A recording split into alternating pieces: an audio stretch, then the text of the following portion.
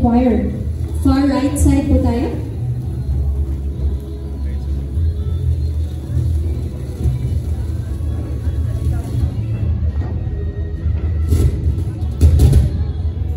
Okay, we are having a little technical difficulty.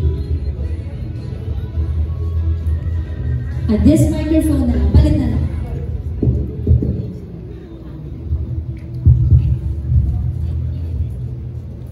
Good afternoon. For Kim and Jim, ang masasabi niyo ba na talagang soulmates yung isa't isa and why? Or hindi pa kayo sure? So, hindi pa sure. Yes, oo. Soulmate ko na si Kim. Oo, ganun na. Tagal na natin eh. Papa-eme-eme pa ba? So, yes friend. I think so. Parang hindi ko na mapicture yung sarili ko nang hindi ko siya kasama. Pero hindi ganun yung dati. Alam niya yung Nanay Isa yan. Di ba? Alam niya yan. Saksi siya. Ako po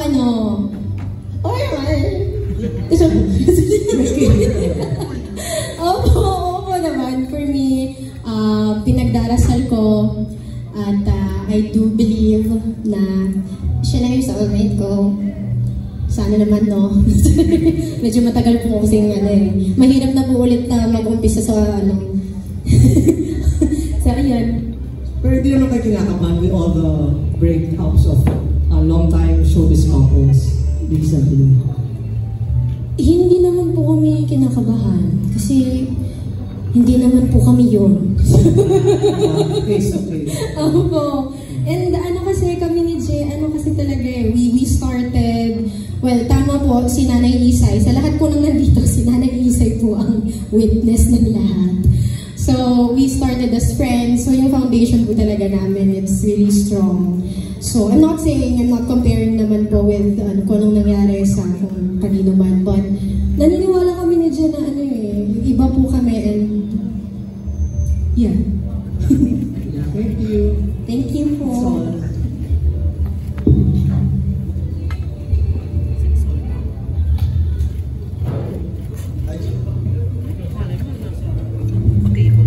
Ayan po. Ang game po natin ay pass the mic. Okay. So up next, we have June Lalit of Abante.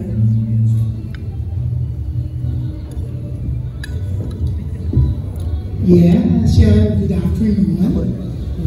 Ang tatanong ko si Direk Daryl, kasi nung time na ginagawa itong pelikulang ito, madalas na mag-friendship, di ba? Ka-text. Sobrang excited siya. Sabi niya, sobrang puri-puri niya kayo, Gerard Kim, at saka yung ibang cast. Sabi niya, huwag muna natin pag-usapan yung mga ingredient. Kasi tinatanong ko siya, may issue. Soulmate mo, i-promote mo. Kasi sobrang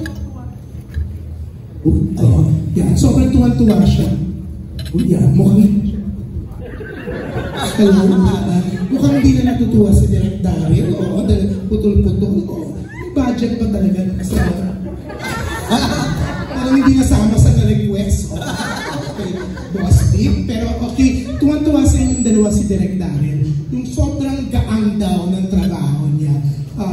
Kasi yung iba, like, lalo abroad ang shooting, no? Yung ibang director, producer, ayaw nilang kunin ng mag-jowa. Kasi away ng away, nakaka-estorbo sa shooting, nakaka-delay, umahaba. Pero kayong dalawa, pinagaling niyo raw ang buhay ni Direk Daryl. Yan. Anong reaction niyo doon? And Direk Daryl, bakit nga ba sobrang pinadala ng dalawa yung buhay mo sa shooting nito? At ganun kakaganadong i-promote, tinigil mo muna yung mga issues, hindi ka muna sumagot. Yes. Hello. Meron ba? Okay. Mahina na. Ito na lang. So, well, konting trivia, dito sa place na to, dito rin ako unang nag-press con kami ni Kim, ni Jared, na Ate Kens. Dito yung Jowa Bullet, 2019. So that was our first project. And then after that, nasundan kami ng 2020 for Ang Babaeng Walang Pakiramdam for the platform that was Viva Max before. So, after 4 years na lang kami ulit nagkasama ni Kim at saka ni Jella. The reason why it's always easy to work with this couple is because they're very intelligent artists.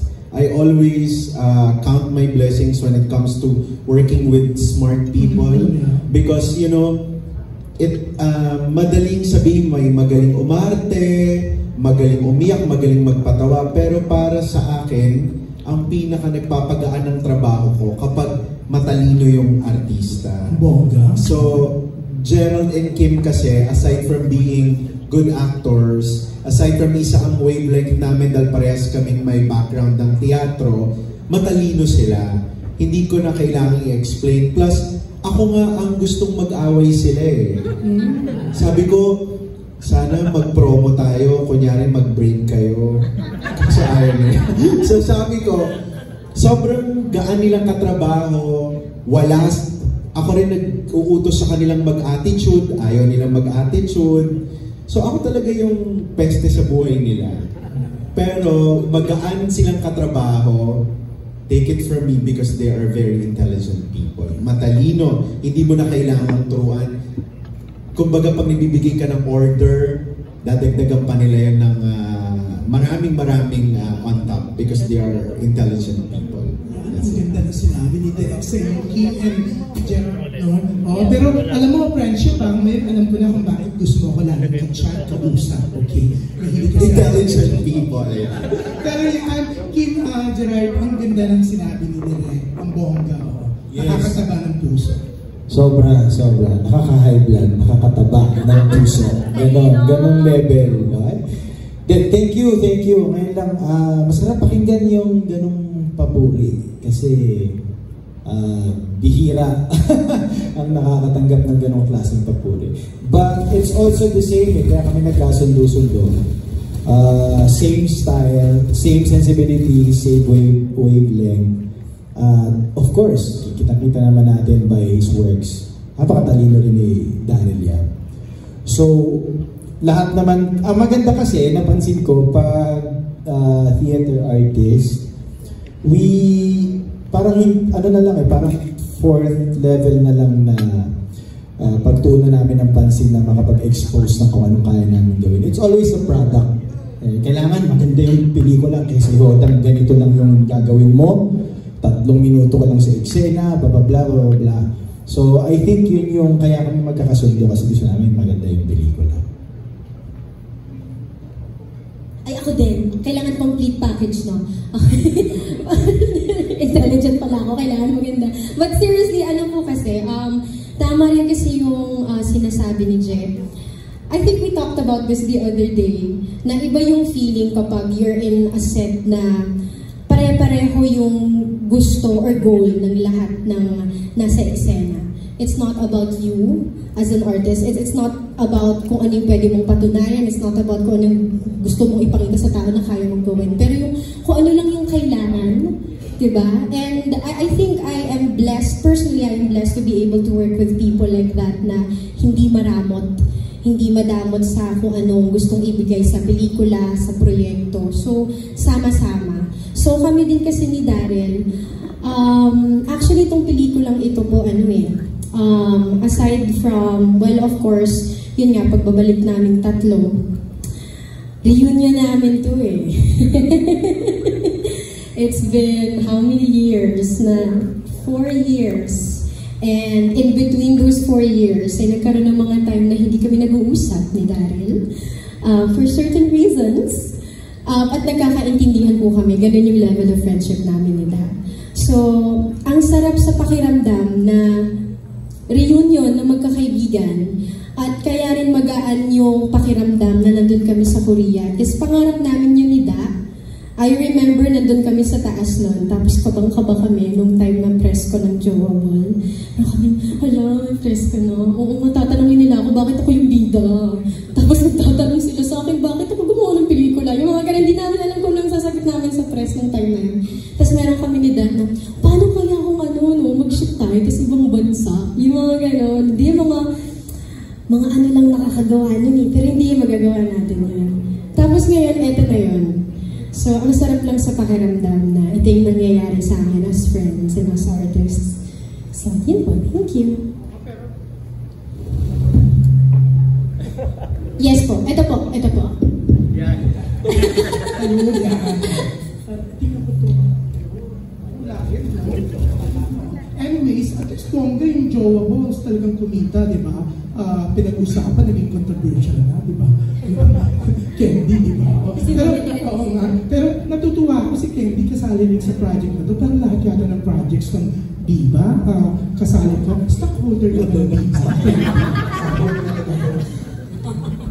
Pero hindi favorite ko si Candy na excited ako panoorin itong pelikula ko dahil kasama siya. Pero yun, laki kang kasama sa lahat. Binabraso mo yata si Boss. Tinitext ko po siya ng katotohanan na nangangailangan po ako. Hindi, blessed lang po. And very grateful sa Viva na binibigyan po ako ng pagkakataon na magkaroon po ng mga gagandang project at masama po sa mga proyekto na iba-iba na genre. Pero ang galing mo rin kasi kada project, iba-iba yung pinapakita mong acting. Actually sa Facebook na, sa social media ng Viva, drama, yung mga eksena, putol-putol, di ba? Alam mo, paulit-ulit yung pamilya Wang,